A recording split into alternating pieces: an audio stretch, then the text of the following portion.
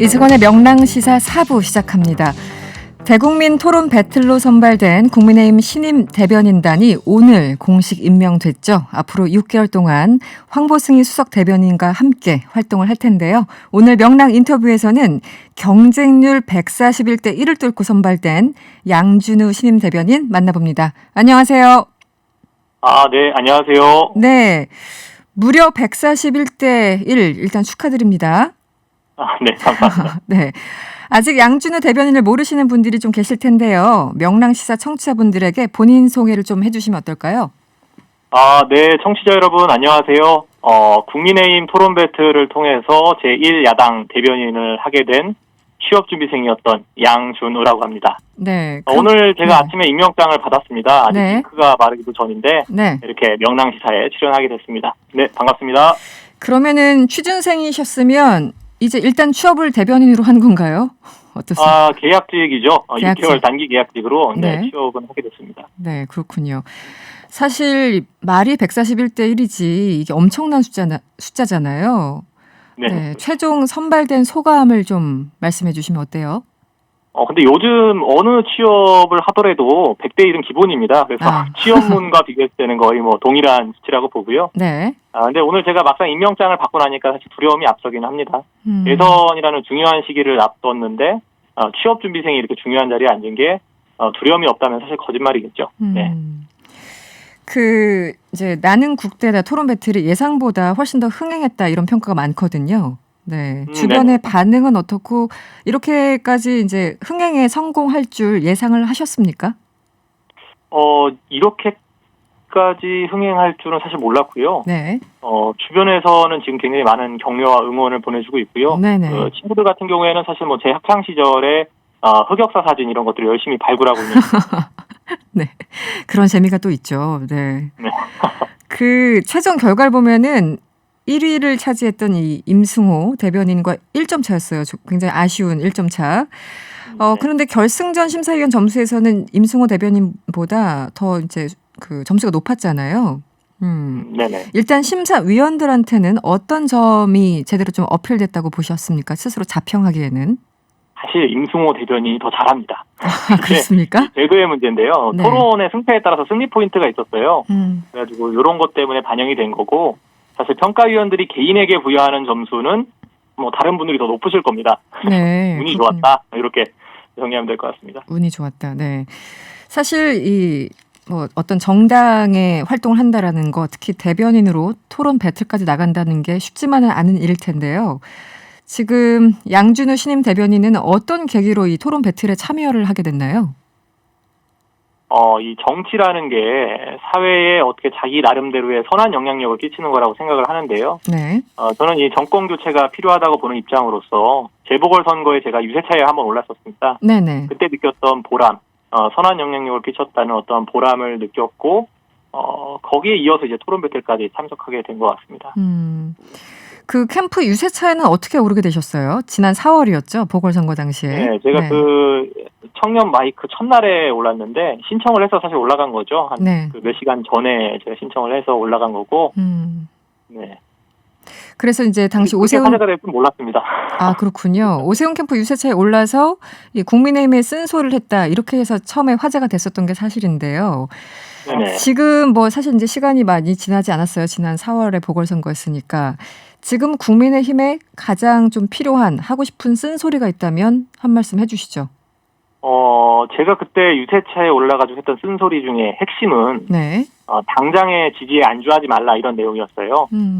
저희 청년 세대 같은 경우에는 정당이라는 데에 큰 애착을 갖는 경우가 없습니다. 그냥 요소 상황에 따라서 지지를 하는 편이고요. 네. 제가 이번에 이준석 대표의 그 대구 연설에 홀라당 넘어가가지고 토론 배틀에도 참여하고 또 이제 지금 대변인까지 하게 됐습니다만은 재보궐선거 당시에 국민의힘을 찍었던 청년들 중에 아직 많은 분들은 여전히 국민의힘이 좋아서 표를 준다는 분은 그 단계까지는 오지 않았다 이렇게 생각을 합니다. 계속 긴장을 유지하면서 국민 상식에 맞게 움직여야 된다 이렇게 말씀을 드립니다. 네.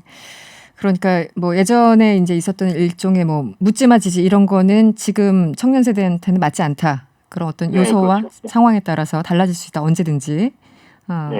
네. 최근 한 달 동안 국민의힘 당원이 그러니까 새로운 당원이죠. 한 3만 5천 명 정도 증가했다고 들었습니다. 맞습니까? 네네네. 네. 더 늘었을 겁니다. 지금은 그렇겠죠. 그런데 이제 새로운 당원 그 중에서 청년들의 비중도 꽤 높다고 들었는데, 이 이유를 어떻게 보십니까? 지금 사실 변화의 바람에 참여하겠다라는 분들이 많으시고요. 저도 사실 그 한가운데 서 있는 입장입니다. 네. 네. 그러니까 어떤 변화를 말씀하시죠? 이준석 대표가 계속 이제 그 당대표가 되시면서 지금 여러 가지 이제 새로운 시도들을 많이 하고 계십니다. 토론 배틀도 그 중에 하나였고요. 네. 그래서, 그 기존의 정치권이 담아내지 못했던 어떤 장기적인 미래의 비전을 걱정하는 정치 이런 것들을 보여주려고 하고 계신데 그 움직임에 일조하고 싶다라는 분들 굉장히 많은 걸로 이렇게 알고 있습니다. 알겠습니다. 일단 이제 오늘 처음 임명장을 받으셨으니까 여러 가지 앞으로 좀 이제 당내 상황에 대해서도 공부를 좀 하셔야 될 테고 여러 가지 상황들이 있을 텐데 사실 많이 들으셨겠지만 이 신임 대변인들에 대한 우려가 있는 것도 사실이에요. 네. 대변인은 이제 당 안팎의 현안을 제대로 이해를 하고 또 공식적으로 말을 정리해서 메시지를 전달해야 되는 정말 막중한 임무를 갖고 있는데 정치 경험이 많지 않은 원외 인사가 이 대변인을 맡기는 좀 버겁지 않을까라는 우려나 걱정이 있습니다. 여기에 대해서 어떻게 답변을 하시겠습니까? 사실 그러한 우려가 이 내공이 부족하지 않겠느냐라는 질문인데 저도 굉장히 동의하는 부분입니다. 분명히 부족한 부분이 있고 또 이게 또 초기에 정착하는 기간에 이게 더 심하게 표출될 수도 있습니다. 네. 최대한 빠르게 저희가 내공을 쌓도록 노력은 하겠습니다만은 신입이 들어왔다고 해서 지금 황보승희 수석 대변인의 고생이 아직은 끝나지 않으신 것 같다. 이렇게 생각을 합니다. 알겠습니다. 그냥 겸손하게 말씀을 해주셨는데 알겠습니다. 어쨌든 새로운 대변인으로 이제 되셨으니까 정치 현안에 대해서 얘기를 조금 질문을 몇 가지 드릴게요. 이준석 대표가 지난 6일이었죠. 신임 대변인들과 티타임을 가졌습니다. 박성민 청와대 비서관과 경쟁도 고민해야 된다 이렇게 언급을 했는데 최근에 이제 박성민 비서관에 대해서 여러 가지 말들이 좀 있는 게 사실이고요. 보시기에 대변인님은 이 박 비서관이 특혜를 받았다고 보시는 입장이신가요? 어떻습니까? 우선 제가 오늘 임명을 받아서 당의 공론 이런 것들을 이제 대변할 만한 내공은 되지 않아서 제 생각을 그냥 말씀드리겠습니다. 저는 박성민 비서관 문제, 임명 문제는 공정성의 문제로 보고 있지는 않습니다. 청와대 비서관이라는 직책은 청와대 내의 어떤 별정직인 것이고, 자격이라는 게 있다면은 누구든지 인사권자가 판단해서 임명이 가능하다, 이렇게 생각을 하거든요. 그렇기 때문에 이걸 공정성의 문제로 해석하는 것은 무리가 있다, 이렇게 봅니다. 그렇지만은 제가 이 비판하려고 하는 부분은 박성민 비서관께서 그러면은 자격이 있으시냐라는 부분인데요.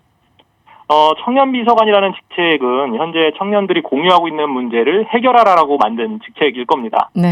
그럼 지금 청년들이 가지고 있는 문제가 뭐냐라고 보면은 일자리와 같은 다양한 문제들이 있겠습니다만 사실 젠더 갈등이라는 이슈가 굉장히 크거든요. 그렇다면은 이 현재 젠더 갈등을 해결하기 위해 적절한 인사가 그 자리에 임명되어야 하는 건데 그렇지 못했다 이렇게 저는 봅니다. 제가 생각하기에 청년 비서관이 가져야 할 자격을 불러드리면요. 현재의 젠더 갈등에 대해서 깊게 이해하고 있고 남성과 여성의 각각의 입장을 또 균형 있게 이해하고 있으면서 이 갈등을 적극적으로 치유하려는 의사가 있는 인사가 바로 적절한 인사다 이렇게 보는데 박성민 비서관께서는 이 부분과는 전혀 거리가 있으신 분이고 그렇기 때문에 적절하지 못한 인사였다 이렇게 저는 생각을 합니다. 지금 일부 이제 2030 최근에 이제 여러 가지 청년 문제에 대해서 얘기를 하실 때 일부 전문가들은 사실 지금 전문가까지 갈 필요도 없죠. 20대에서도 부동산 문제나 취업 문제나 일자리 문제가 더 크지 젠더 갈등이 1순위는 아니다. 이렇게 답변하시는 20대들이 있거든요. 그런데 지금 대변인 보시기에는 젠더 갈등이 가장 큰 문제로 보십니까? 청년 문제에서? 제가 왜 이 말씀을 드렸냐면은 청년에서 한정돼서 영향력이 큰 문제를 볼 때 젠더 이슈라는 것이고 사실 일자리, 부동산 이런 것들은 그 청년 비서관이 다룰 수 있는 덩어리의 문제는 아니라고 보는 거죠.